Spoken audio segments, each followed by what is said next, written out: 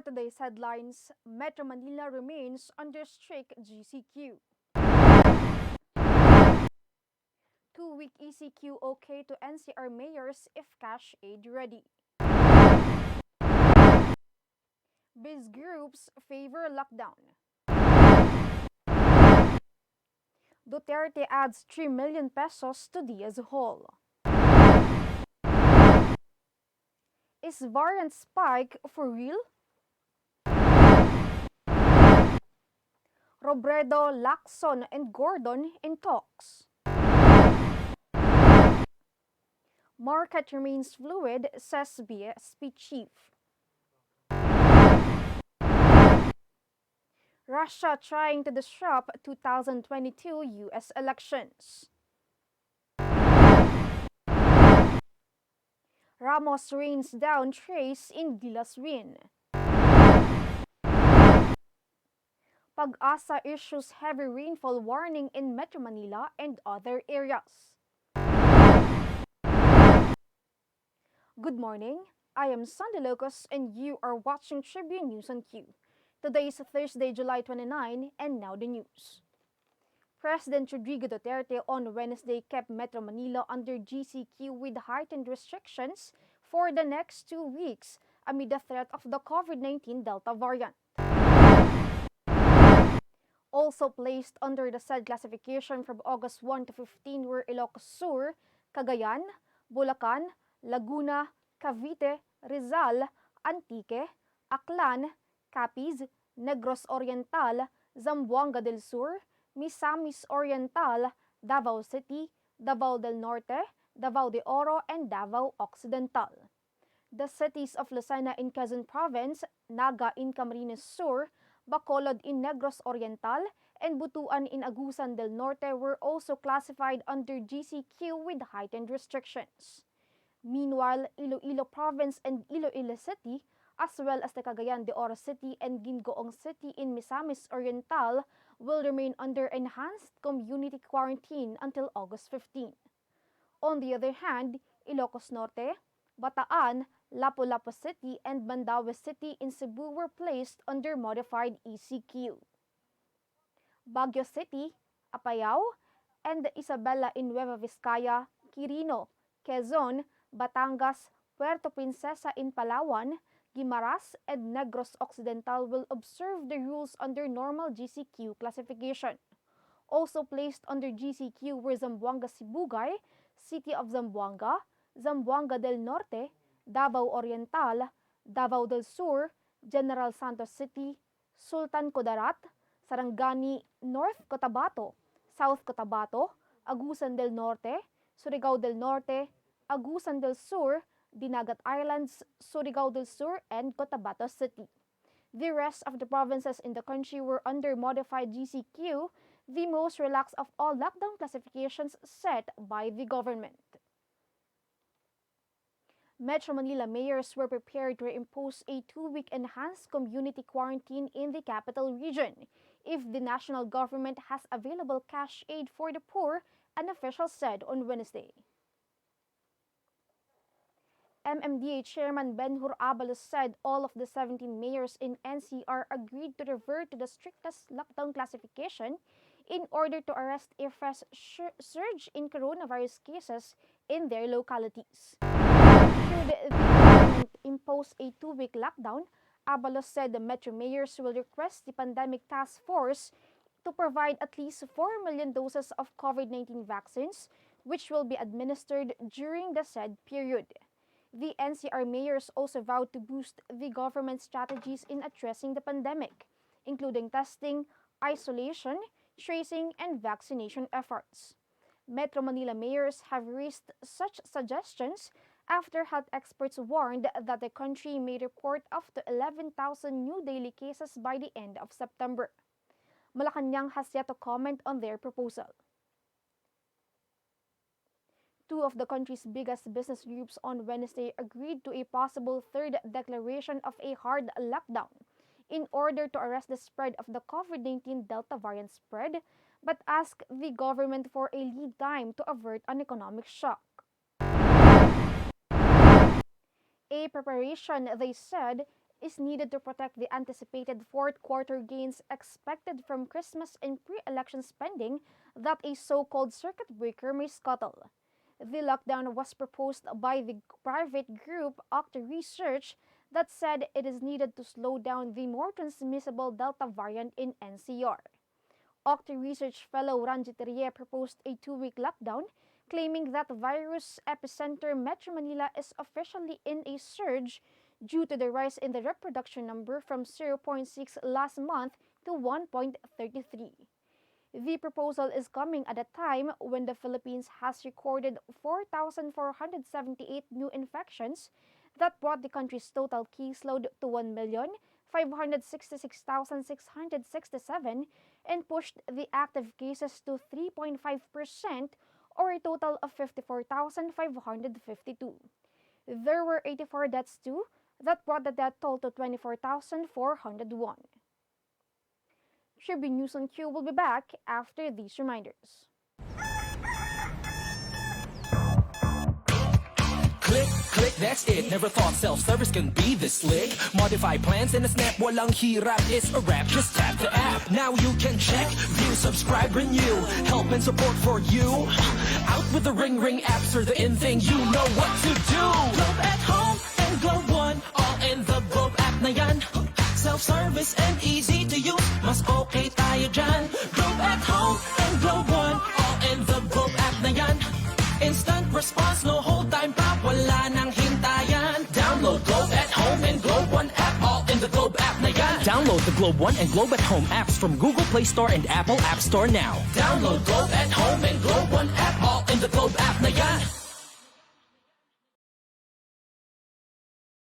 Bago ngayon, pati ang mundo natin. Well, nagbago na rin. Buti ang bayan, bigger, better na. You can buy it to centers, pati sa mga partners may online pa at app. You can buy it with your fingers. Still don't remittance and more. Online shopping, you can buy it all. Di magpadala, you can buy it all. Ano mang pera transaction, you can buy it all. Sabayan ang pagbabago ng mundo for all your pera transactions, all new Bayan. Araneta City, home to the country's first indoor shopping mall, the world's original Thrilla, and the first ever Bini Bini pageant. Now a place for your first win, your first catch, your first home, your first big break, your first date, and even your first love. Araneta City, the city of firsts. President Rodrigo Duterte welcomed Filipino weightlifter Heidelin Diaz with a surprise 3 million peso reward on top of the incentive set to be given to the country's first Olympic gold medal winner. Diaz, fresh from her successful stint in the 2020 Tokyo Olympics, arrived in the country on Wednesday afternoon and was set up with a meeting with the President through a virtual courtesy call. Aside from the cash incentive, Duterte also offered Diaz one fully furnished house and lot in Zamboanga City, courtesy of the National Housing Authority. Senator Bongo, on the other hand, has filed a Senate resolution commending Diaz's stellar performance that ended the country's 97-year Olympic medal drought. In his co-sponsorship speech, Go said that Diaz has proven time and again that she not only possesses the skill, but the willpower and sheer determination, exemplifying the true spirit of Filipino competitiveness. Meantime, House Speaker Lord Alan Velasco has also started a pass-the-hat drive among fellow lawmakers to raise a target of another 10 million peso cash incentive to be given to Diaz, as well as other medalists in the 2021 Tokyo Summer Olympics. Deputy Speaker and One Pacman Representative Mikey Romero disclosed the information during the virtual Ugnayan sa Batasan press conference. At least 4 million pesos has been raised since Wednesday, he added. The original plan was to hold a fundraising activity for Diaz, but Velasco himself decided that the money will be raised shall be given to all medalists, Deputy Speaker Sharon Garin also shared. The Department of Health on Wednesday is disputing claims of a surge in cases of COVID-19's Delta variant, just as private Octa Research Group is calling for a 2-week circuit breaker lockdown. Officially on a surge was how Octa described the cases in NCR, as it suggested a strong lockdown similar to the enhanced community quarantine imposed last March, where an economic movement was allowed, unlike during the first ECQ in March 2020. Back in March, the group recommended a circuit breaker lockdown wherein people would observe voluntary enhanced community quarantine and for workplaces to implement a significant work-from-home strategy. The group said circuit breaker lockdowns are the measures implemented in Australia and New Zealand to avert the Delta surge. He said that as of July 28, the reproduction rate in NCR is at 1.33 and is expected to spike if the government will not act immediately. The infectious disease expert explained that the circuit breaker lockdown will lessen the daily average cases from 1,000 to 600. Molecular biologist priest Nicanor Austriaco, also an Octa fellow, said the 2-week circuit breaker lockdown will limit mobility, thus not feed the virus.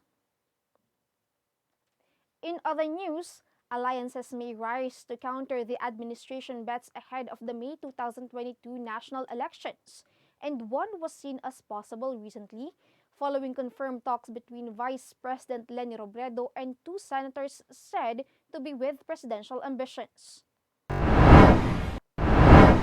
Senators Panfilo Lacson and Richard Gordon in separate interviews confirmed that they have engaged in talks with Robredo, but both begged off from discussing their agenda.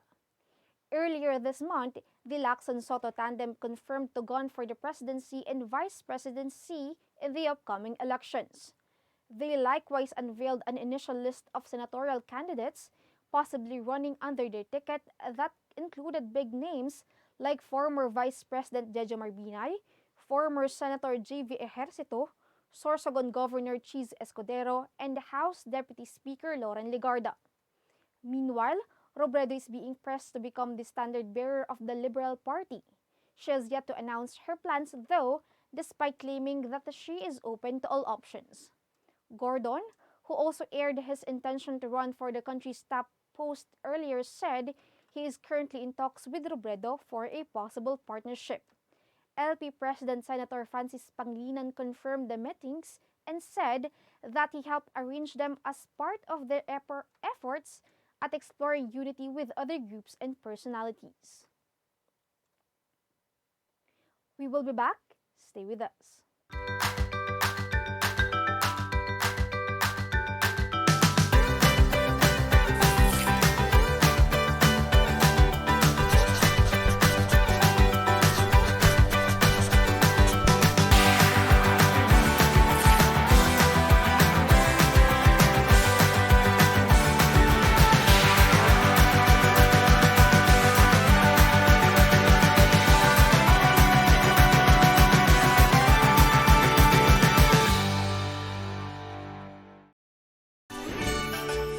Manong Joe po. At Ate Maita, Ngayong Hunyo, bahagyang tumaas ng 8 centavos per kilowatt hour ang overall electricity rates.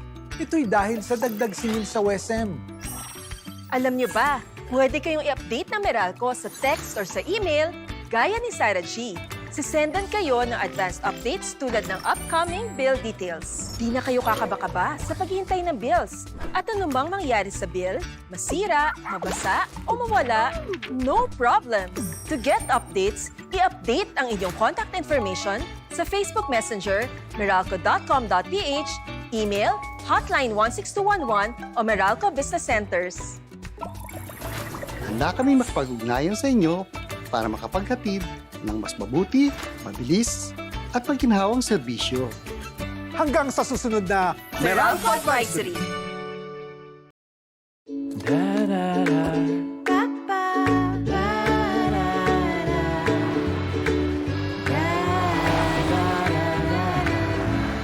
Make long distance easy with the Mirage G4.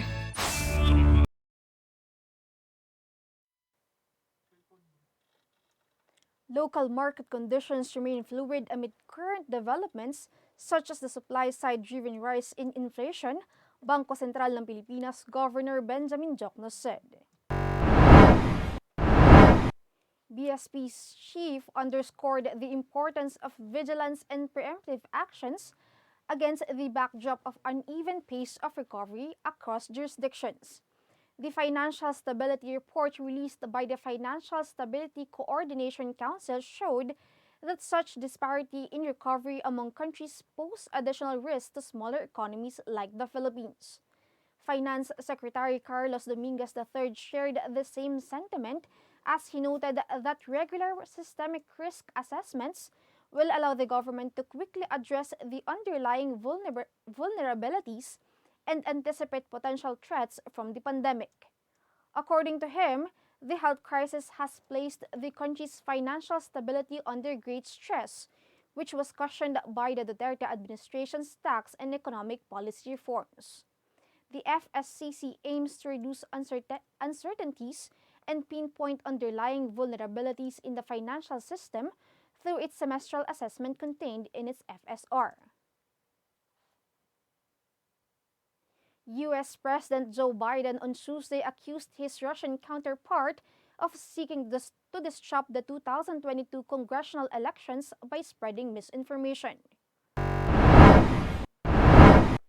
Biden was referring to the information he received during his daily briefing during a trip to the office of the Director of National Intelligence near Washington. Biden described it as a pure violation of U.S. sovereignty. He also lashed out at his Russian counterpart, Vladimir Putin. The U.S. leader also expressed concern about the recent increase in cyber attacks, including via ransomware, which typically see hackers encrypting victims' data and then demanding money for restored access. The United States will hold midterm elections in fall 2022, in which all seats in the House of Representatives and one-third of the Senate seats will be on the ballot. Washington recently accused Beijing of carrying out the massive hack in March of Microsoft Exchange, and the White House also repeatedly called on Russia to take actions against ransomware attacks originating from their country. Tribune News on Q will be back after these reminders. Fiverr is the free and secure way to connect with friends and family, anywhere. Send messages and make phone and video calls for free. Download Fiverr now.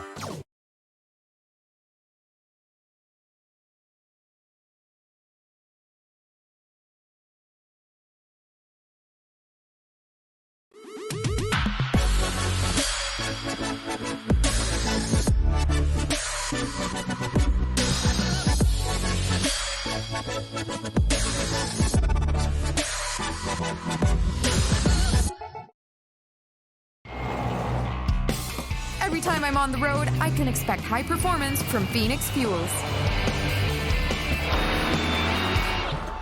Now with Pulse technology, delivers enhanced power and acceleration to make every trip come alive. In sports, Dwight Ramos exploded for 21 points as Gilas Pilipinas thumped Jordan Team B 90-63 on Wednesday in the 10th King Abdullah Cup at the Prince Hamza Hall in Amman, Jordan.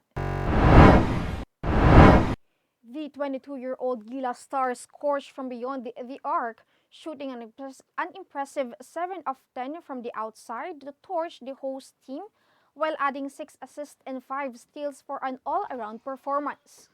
Justin Baltazar chipped in 13 points, while Jordan Heading fired 11 markers for the Filipinos, who captured their second straight win for a 2-1 win-loss record. Next for Gilas is a tougher Jordan Team A on Thursday. Only the top 4 teams will advance to the Kings Cup knockout semifinals scheduled on July 31. Weather Bureau PAGASA on Thursday said that red warning was issued in Zambales and Bataan as it warned of serious flooding in flood-prone areas. PAGASA added that orange warning was enforced in Tarlac, Pampanga, and Bulacan. On the other hand, yellow warning was implemented in Metro Manila, Cavite, and Batangas. According to the Weather Bureau, the heavy rainfall warning lasted for 3 hours this morning. Meanwhile, Laguna, Rizal, and Quezon will experience light to moderate with occasional heavy rains, which may persist within 3 hours. PAGASA added that monsoon rains will affect Ilocos Region, Benguet, Zambales, Bataan, Tarlac, Pampanga, and Occidental Mindoro, as it warned of possible flooding and rain-induced landslides due to scattered to widespread moderate to at times heavy rains. The rest of Luzon and Western Visayas will experience occasional rains, and the rest of the country will be partly cloudy to cloudy skies with isolated rain showers or thunderstorms. Temperature will range from 25.8 degrees Celsius to 27.6 degrees Celsius. And that wraps up the stories this morning. Catch the latest news on our website tribune.net.ph and follow us on Facebook, Twitter, and Instagram. You can also subscribe to our YouTube channel, Tribune Now. The Daily Tribune is one with the nation in facing the COVID-19 crisis, and in line with this, the Daily Tribune digital edition and press reader is now available for free online. You can also download the Daily Tribune app on Apple Store for iOS users and Google Play for Android users to get the latest and most comprehensive news online. Daily Tribune is also inviting everyone to join its community Viber Katribu to get updates on the freshest and hottest news and entertainment stories of the day. Tarcito emoticons are also available on our community Viber. Just click on the link in this video to join. And before we go, we would like to thank the SM Store, the Department of Tourism, Araneta Center, Alan Lin, Council Member of Overseas Community Affairs Republic of China, Hino Motors, MG Motors, and Security Bank. Again, this is Sunday Locos, and you are watching Tribune News on Q. Stay safe, stay healthy, and stay at home. Good morning and have a nice day.